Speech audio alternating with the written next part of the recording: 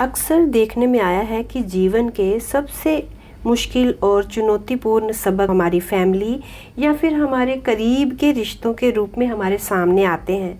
पर यह भी उतना ही सच है कि जीवन में प्रेम और संतुष्टि का सबसे बड़ा जरिया भी यही रिश्ते होते हैं। रिश्तों के माध्यम से ही हम जीते हैं, रिश्तों के माध्यम से ही हम सीखते हैं, विकसित होते हैं और आपस में एक दूसरे से जुड़कर सीखकर हम इस पूरी कायनात यानी इस पूरी दुनिया में जीने के लायक हो जाते हैं। व्यक्तिगत प्रेम आगे चलकर ईश्वरीय प्रेम में भी बदल सकता है और यही हमारे विकास की सर्वोच्चम संभावना है, जो आपस में एक दूसरे से जुड़ना सीखने से शुरू होती है।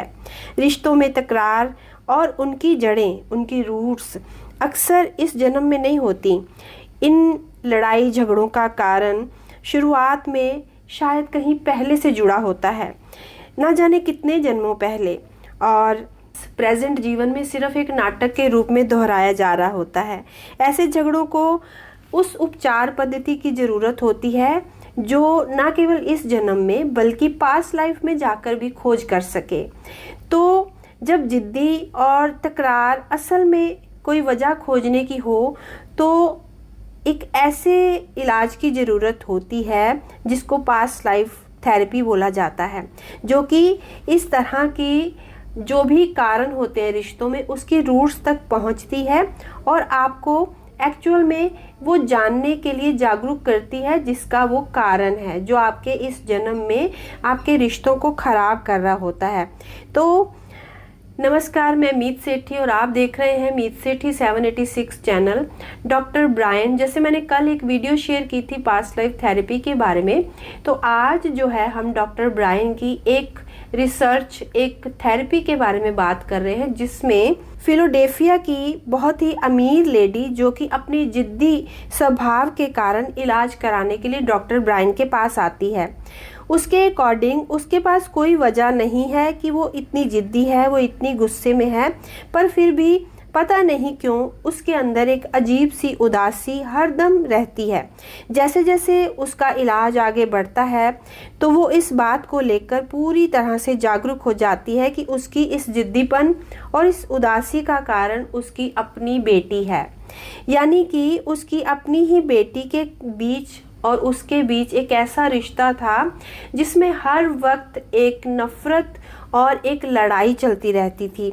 वो एक दूसरे से बिल्कुल बात नहीं करती थी और असल में इसकी शुरुआत उसी टाइम हुई जब उसकी बेटी का बर्थ हुआ था।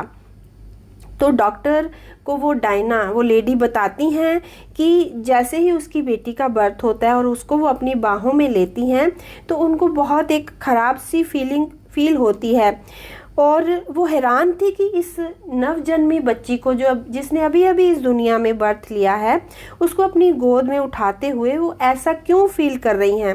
वो उसके प्रति एक बेरुखी, जैसे नापसंदगी को फील कर रही थी। ये भावना उनके अंदर से आ रही थी जिसका कारण उन्हें नहीं पता था, पर इसका जवाब भी उनके पास नहीं था और कहीं पर कुछ ना कुछ तो था, ये उनको पूरी तरह से अंदर से फील होने लगा था।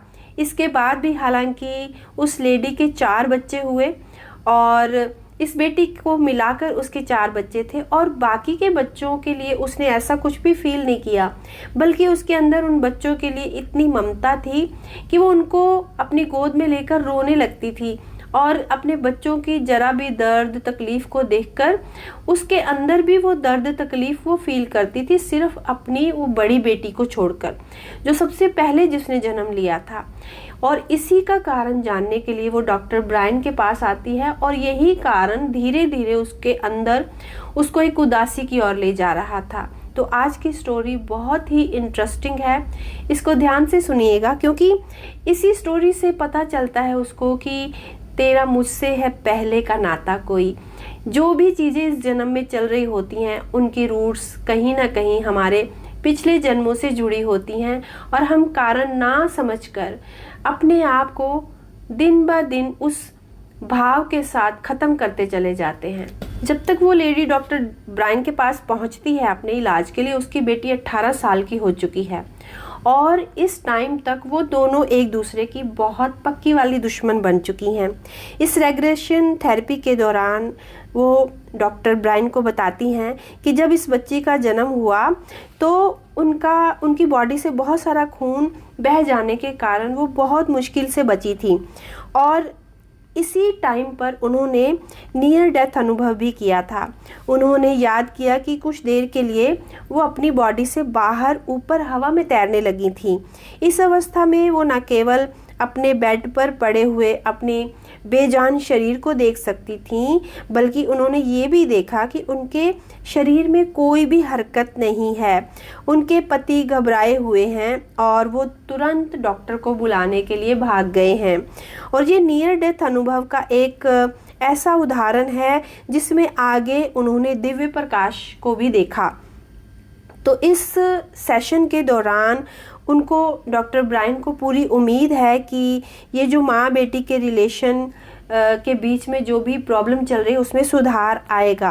तो इसके पीछे उनका ये मानना था कि जो बेटी थी उसको जन्म देते समय उसकी जान पर बनाई थी। शायद इसी कारण से अनजाने में वो अपनी बच्ची को नफ़रत करने लगी थी, और इसीलिए डॉक्टर ब्रायन कहते हैं कि रेग्रेशन के दौरान उनकी बेटी के जन्म के दृश्य को दोबारा जी लेने से डायना के मन में दबी हुई वो जो नकारात्मक नेगेटिव फीलिंग आ गई हैं अपनी बेटी के लिए, वो शायद कहीं ना कहीं जा सकती हैं, ख़त्म हो सकती हैं। पर अगले सेशन के लिए आने पर उस लेडी ने बताया कि माँ बेटी का जो एक रिश्ता है जिसमें वो हमेशा लड़ती हैं, वो अब और भी ज़्यादा बढ़ गया है।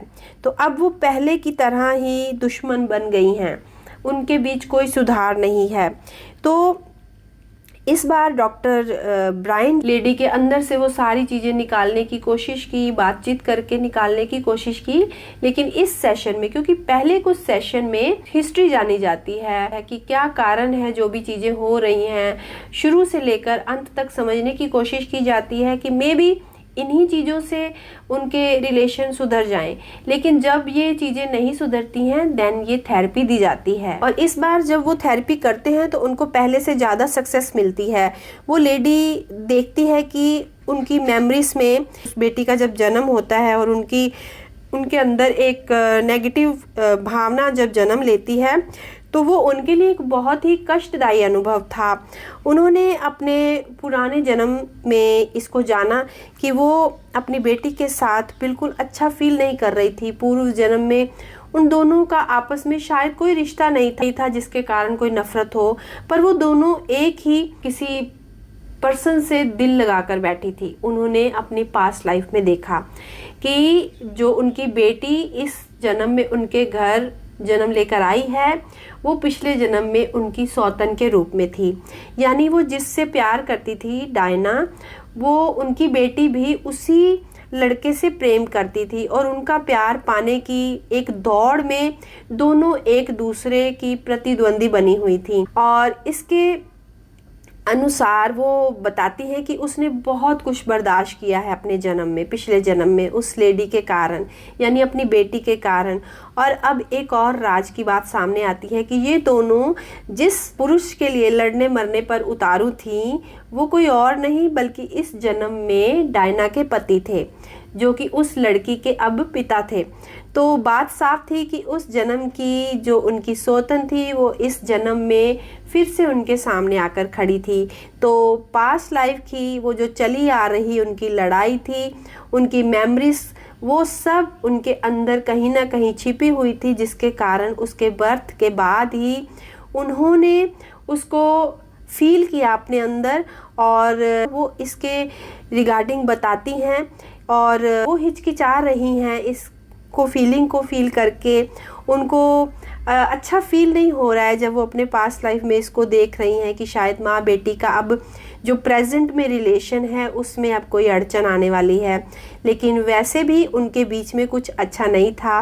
तो कारण यही है कि कभी जो पिछले जन्म में हुआ था उसे अब यहीं पर भूलना चाहिए। सुधार की शुरुआत उनको अभी से ही करनी चाहिए, जबकि एक हाथ से ताली बजनी मुश्किल होती है। तो शायद नीति इस जन्म में उनकी सुलह कराने की कोशिश कर रही है, इसीलिए उनको एक ही घर में भेजा। इसीलिए नियति ने योजना के अनुसार उनकी बेटी को उनके ही कोख से जन्म दिलवाया और इसी कारण वो डॉक्टर ब्रायन के पास थेरेपी के लिए भी पहुंच गई। और जब उस डॉक्टर ब्रायन ने उस लड़की को, जो उनकी बेटी थी, को रिग्रेशन करने के लिए अपने पास बुलाया और डॉक्टर डायना के साथ उनको बैठाया, तो उसने भी वही देखा और जाना जो कि उस लेडी ने, यानी उसकी माँ ने देखा था। तो इस तरह दो अलग अलग जगह पर दो अलग अलग विशेषज्ञों के माध्यम से वो लेडी और उसकी बेटी जो उन्होंने अनुभव किए, वो उनके लिए जैसे एक उनकी समझ को विकसित कर गया। वो अब दोनों इस अनुभव से एक दूसरे को जान गई, समझ गई कि ये जो हो चुका था पीछे वो छूट चुका है, उसका भी इस प्रेजेंट लाइफ में कोई भी मतलब नहीं है और अब वो एक दूसरे के साथ एक अलग रिलेशन में है, माँ और बेटी के रिलेशन में है। तो इस बदलते हुए दृष्टिकोण के चलते अंत दोनों के बीच में चली आ रही लंबी लड़ाई, लंबी दुश्मनी जो थी, जो मनमुटाव था, उसका अंत हो जाता है और वो लेडी जो होती हैं अब अपनी बेटी की अच्छी दोस्त बन जाती हैं। वो अच्छे से एक दूसरे से बात करती हैं, एक दूसरे को माफ़ करती हैं, हाथ पकड़ती हैं, टच करती हैं और प्रॉमिस करती हैं कि अब वो पिछली बातों को भुलाकर आगे बढ़ेंगी। वो डॉक्टर ब्रायन को थैंक्स देती हैं और उनको बहुत अच्छा फील होता है उस फीलिंग्स को छोड़कर जो उनके अंदर 18 साल से चली आ रही थी। तो पास्ट लाइफ से बहुत सारी चीज़ें निकलकर सामने आती हैं जो आपकी पूरी लाइफ को बदल सकती हैं। ये पास्ट लाइफ थेरेपी यूं ही नहीं है, ये थेरेपी उन कारणों को आपके जीवन से निकाल सकती है जिनकी रूट्स आप ढूंढ नहीं पा रहे हो। क्यों आपके जीवन में वो एक पैटर्न चला आ रहा है जिसको आप तोड़ना चाहते हो, वो बार बार आपके सामने खड़ा हो रहा है। बिना वजह के डर, बिना वजह का अग्रेशन, बिना वजह की उलझन अगर आपके जीवन में है तो पास्ट लाइफ थेरेपी आपकी बहुत हेल्प कर सकती है। जैसे कि इस लेडी डायना और उसकी बेटी की हेल्प की, उनके दृष्टिकोण को चेंज करके, वो दृष्टिकोण जिसको वो समझ नहीं पा रही थी। तो उम्मीद करती हूँ कि डॉक्टर ब्रायन के द्वारा की गई ये पास्ट लाइफ थेरेपी आपको बहुत कुछ सिखाएगी। आप अगर आपके जीवन में भी कोई ऐसी प्रॉब्लम है तो आप भी इस थेरेपी के माध्यम से अपनी प्रॉब्लम की रूट्स तक जाएंगे और आगे बढ़ेंगे, क्योंकि जब तक हम अपने पास्ट लाइफ की उन रूट्स को कट नहीं करेंगे हम आगे नहीं बढ़ पाएंगे, क्योंकि वो भाव जो उन रूट्स के माध्यम से हमारे अंदर चल रहा है उसको निकालना अति आवश्यक होता है। तो उम्मीद करती हूँ आज की वीडियो आपको अच्छी लगेगी और वीडियो अगर अच्छी लगे तो इसको लाइक, सब्सक्राइब और शेयर करना मत भूलिएगा। ये चैनल हम सबका चैनल है, इसके माध्यम से हमें अपने मिशंस कंप्लीट करने हैं, अपनी इस जर्नी में आगे बढ़ना है, एक दूसरे की हेल्प करनी है। तो इस चैनल के साथ अपने विशेस, अपने प्रेम को बनाए रखिए। तो जल्दी ही मिलूंगी आपको एक और सुंदर वीडियो के साथ। अगर आपको पास्ट लाइफ की ये वीडियोस अच्छी लग रही हैं तो मैं आपको और भी बहुत सुंदर सुंदर स्टोरीज़ जो डॉक्टर ब्रायन के द्वारा थेरेपीज दी गई हैं उनकी बताऊंगी। तो आप बताइएगा कमेंट बॉक्स में ज़रूर, मैं आपके कमेंट्स चेक करके उसी तरह की वीडियो बनाने की कोशिश करूँगी। मिलती हूँ जल्दी ही आपको। नमस्कार और धन्यवाद।